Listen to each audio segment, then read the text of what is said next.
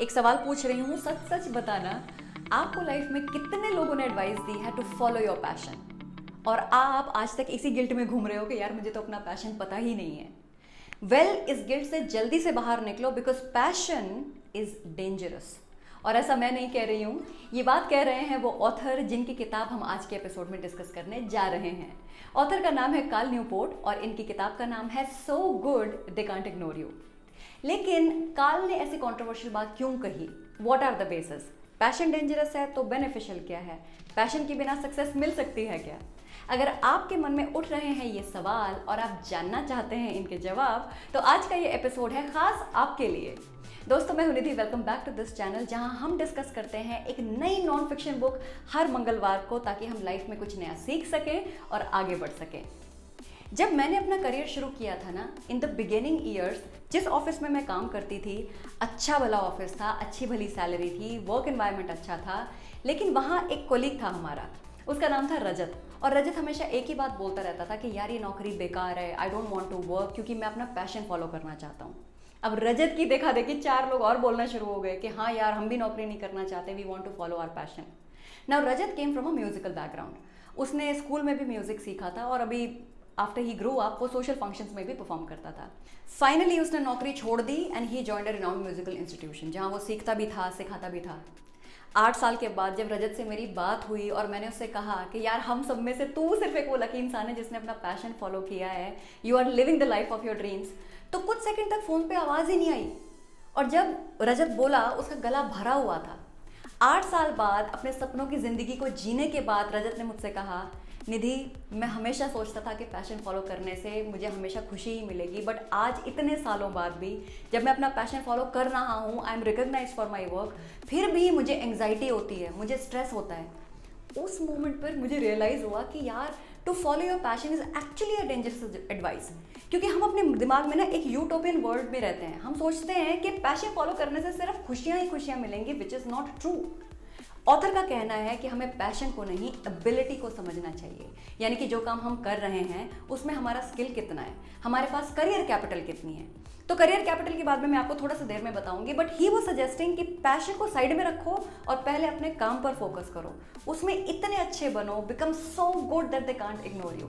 And when you become best of the best, तो आपको अपने आप वो काम अच्छा भी लगने लगेगा और उसके लिए नेचुरली एक पैशन भी आ जाएगा। अब इस पूरे पैशन स्किल कॉन्सेप्ट को समझाने के लिए काल ने 4 रूल्स दिए हैं, जिनमें से पहला रूल है do not follow your passion. अब जिसने भी आपसे पैशन के बारे में बात करी होगी, उन्होंने आपसे कहा होगा कि पहले आप अपना पैशन ढूंढो और फिर उस फील्ड में काम करो।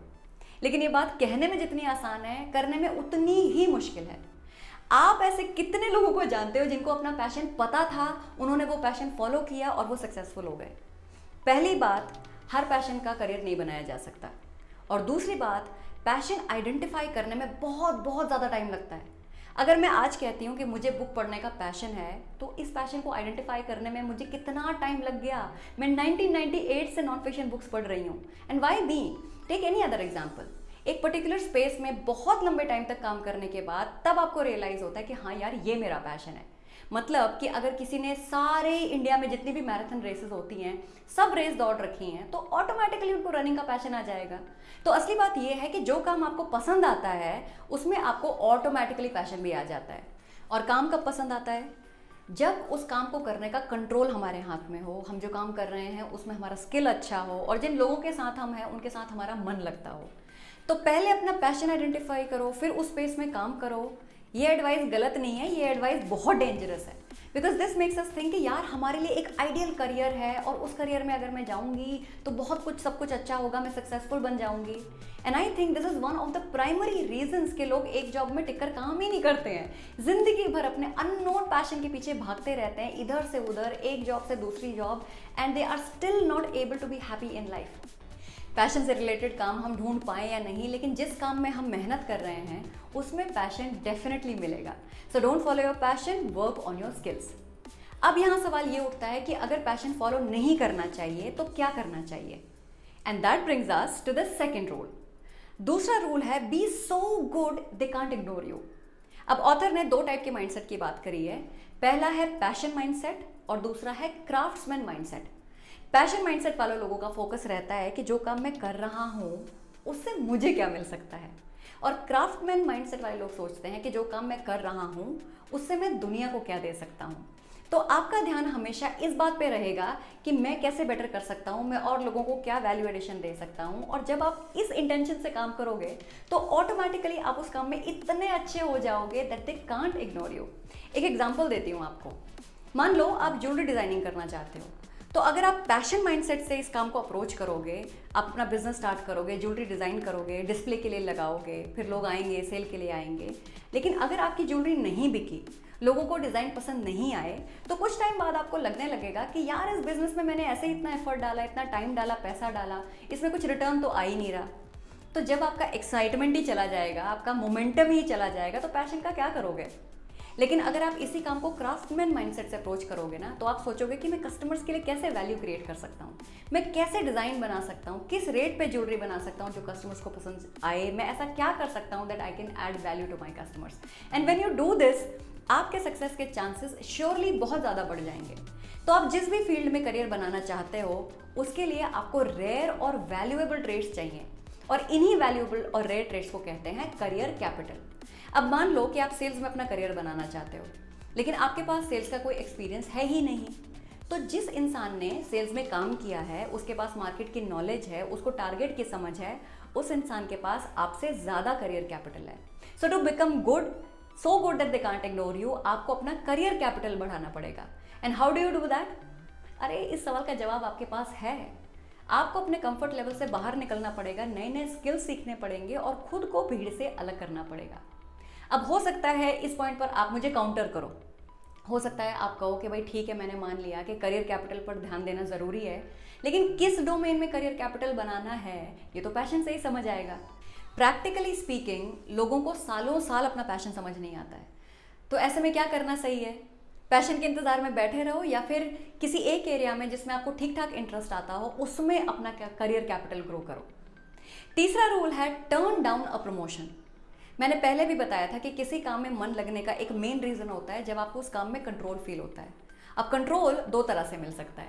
पहला है कंट्रोल विदाउट करियर कैपिटल, और दूसरा है कंट्रोल विद करियर कैपिटल। अब मान लो कि आप जिमिंग में बहुत इंटरेस्ट आपको आता है, आपको लगता है कि मैं नौकरी छोड़ के कि फिटनेस कोच बनना चाहता हूँ, लेकिन अगर आपके पास करियर कैपिटल नहीं है, आप एक अच्छे फिटनेस इंस्ट्रक्टर नहीं हो, तो जॉब छोड़कर भी आपके पास सक्सेस नहीं आएगी, पैसा नहीं आएगा, क्योंकि आपके पास करियर कैपिटल है ही नहीं। तो ऐसे कंट्रोल का क्या फ़ायदा? दूसरा है कंट्रोल विद करियर कैपिटल। आपके पास कंट्रोल है, आप जानते हो आप जो काम कर रहे हो उसमें आप बहुत अच्छे हो, आप स्किल्ड हो। Now there is a high probability कि आपके बॉस आपको प्रमोशन देकर उस जॉब में रोकना चाहें। अगर आप रुक गए तो आपके हाथ से कंट्रोल गया, और एक बार कंट्रोल गया तो काम में मन लगना बहुत मुश्किल हो जाता है। कंट्रोल विद करियर कैपिटल वाली सिचुएशन में अगर आपके पास कोई प्रमोशन अपॉर्चुनिटी आए तो आपको डिसीजन लेना चाहिए बेस्ड ऑन फाइनेंशियल वाइबिलिटी, मतलब कि पैसे कितने मिल रहे हैं। अब फाइनेंशियल वाइबिलिटी इसलिए ज़रूरी नहीं है कि you are greedy for money, लेकिन लोग हमें कितना पे करते हैं इससे आइडिया लगता है कि वो हमारे स्किल को कितना वैल्यू करते हैं। तो अगर आप कंट्रोल खोना नहीं चाहते then please turn down the promotion, और अगर आप प्रमोशन ले रहे हो then check the financial viability. ये नहीं कि सिर्फ प्रमोशन मिल गई इस बात पे खुश हो गए और फाइनेंशियल गेन देखा ही नहीं। चौथा रूल है think small, act big, have a mission. अब ये भी हो सकता है कि आपके पास कंट्रोल है, करियर कैपिटल है, लेकिन जो काम आप कर रहे हो वो आपको पसंद ही नहीं है। और ऐसा तभी हो सकता है अगर आपके पास लाइफ में कोई मिशन, कोई बड़ा गोल ना हो। तो जब तक बड़ा गोल नहीं होगा काम में मोटिवेशन नहीं होगा, लेकिन जब तक आप अपने काम में माहिर ना हो जाओ तब तक मिशन भी नहीं मिलेगा। इसलिए जब कोई यंग प्रोफेशनल से पूछता है ना what is your mission in life, मैं अपने मन में सोचती हूँ कि यार ये अभी अपना करियर स्टार्ट कर रहा है, इसको क्या पता कि मेरा क्या मिशन है, he is just getting started. तो अगर आपसे कोई कहता है कि व्हाट इज़ योर मिशन और आपके पास उसका जवाब ना हो तो प्लीज़ गिल्टी मूड में मत चले जाना, like I used to do most of the times. जब तक आप अपनी फील्ड में बेस्ट ऑफ द बेस्ट नहीं बन जाते, आपको अपना मिशन क्लियर हो ही नहीं सकता।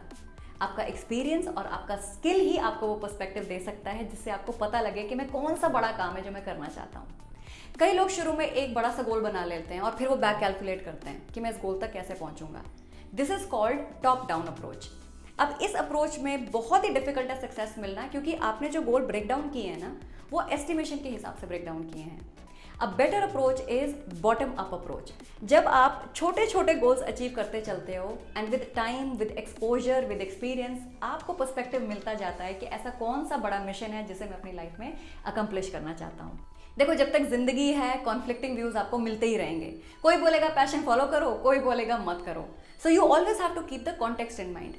क्या लाखों लोगों में से कोई ऐसा एग्जाम्पल मिल सकता है जिसने अपना पैशन फॉलो किया, उसने डाउन अप्रोच यूज करी और वो सक्सेसफुल हो गया? बिल्कुल मिल सकता है, लेकिन क्या ये एक प्रैक्टिकल अप्रोच है जो हम सब यूज कर सकते हैं? शायद नहीं। पैशन को ढूंढने के चक्कर में फंसे रहने से अच्छा है सेल्फ इंप्रूवमेंट पर काम करना और अपनी फील्ड में इतना अच्छा बनना that they can't ignore you. तो ये थी कार्ल न्यूपोर्ट की book so good they can't ignore you, जिससे आज हमने सीखा don't follow your passion, become so good that they can't ignore you. और वो तभी पॉसिबल है जब आप अपना करियर कैपिटल बढ़ाओ। पॉइंट नंबर 3, टर्न डाउन अ प्रमोशन, क्योंकि प्रमोशन से आपके हाथ से कंट्रोल चला जाएगा और अगर आप वो प्रमोशन चाहते हो then check the financial viability.